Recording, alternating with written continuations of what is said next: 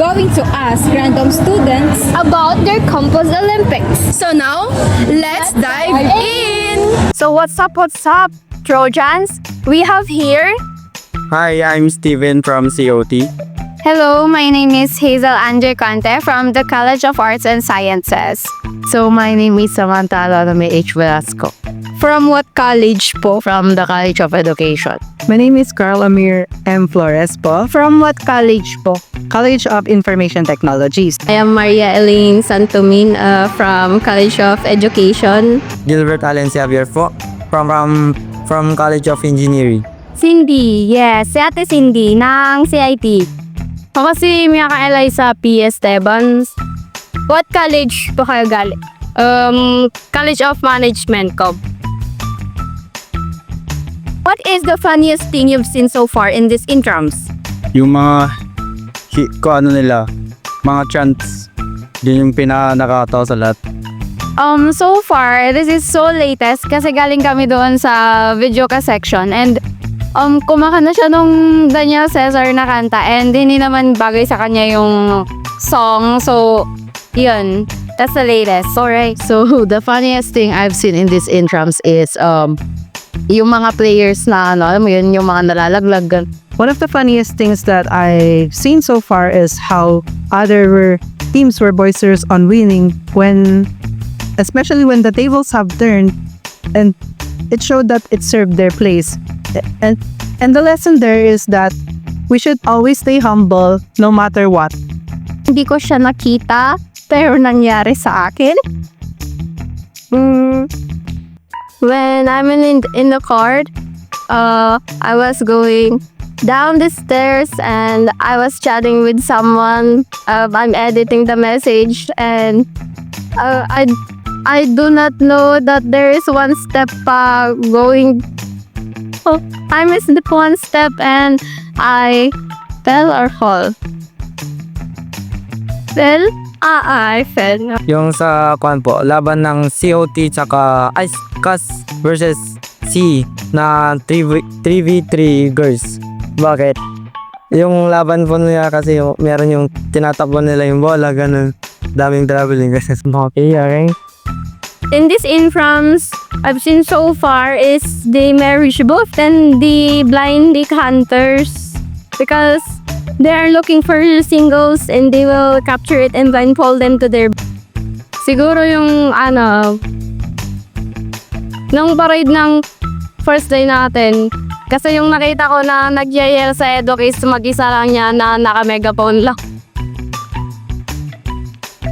You just scored the winning point. What is your signature celebration move?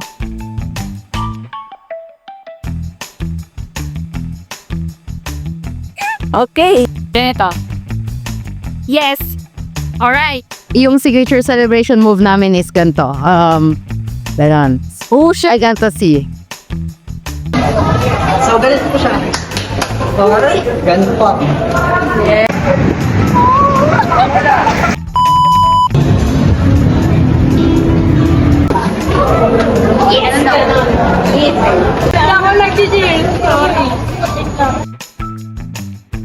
Describe your team in 3 words but one of them has to be a lie. Kami yung maghuhula.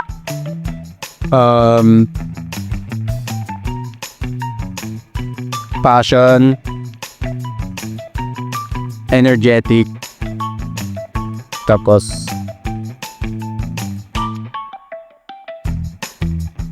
teamwork. Passion? Passion. Nakuha namin. Magaling, panalo, matalino. Okay, muhulaan natin kung ano yung lie doon. Ano yung lie doon? Parang ako yung nag-interpret na panalo. So our team's description is strong, respectful, and syempre, masarap. Walaan ko kung ano yung lie. Masarap. Hindi. So, if I were to describe my team in 3 words, it would be that they are strategic, energetic, and they show a good sportsmanship. So which is the lie? I don't know. Ewan ko kuya. Pass. Okay. The lie there is the good sportsmanship. Because sometimes when people become too if they scored a point or parang if they are winning, they get to ano ba yan? Pero masyado silang mayabaw. Nagyayabang na sila. But in fact, pwede pa yun taob ng kalaba. CE is very competitive college here in Dimso MLUC. Competitive and they've have teamwork in every sports they are in, and they are humble. Humble. Teamwork, cooperation, and gigil. Gigil po. Gigit? Alam ko yan. Sa tingin ko is yung gigil. I think sportsmanship, enthusiastic, tapos silent.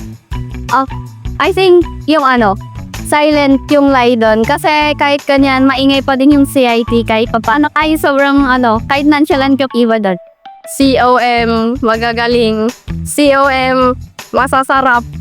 COM, masyadong seryoso. One lie, sarap. Describe your team's energy right now using only one sound effect. Roar. Noir.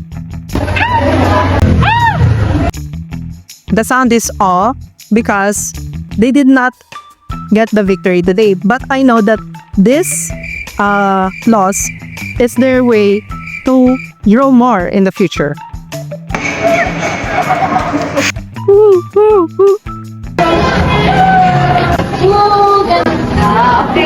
College of Management, RAR.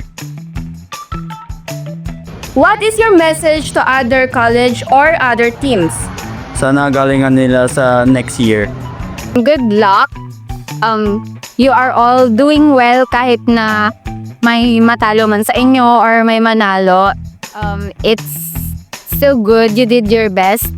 So, you're doing your best, ganon. Huwag nyo isipin yung mga cheer ng ibang yung mga boo, yung mga ganon. Ginagawa nyo yung best nyo, then yun. Whatever the result is, you need to accept it and just play your game in your own. My message to the other teams or other colleges is that they should always stay humble and show a good sportsmanship for the professionalism of each game. Fight for your college and win College of Education. Siguro, good luck and God bless us. Have fun, enjoy lang naman. This is intrams, but blended with sportsmanship. Siyempre, win or lose sa mismong competition, sportsmanship, kailangan if matalo or manalo, magkakaibigan pa rin. And sana walang magkainitan, yun lang.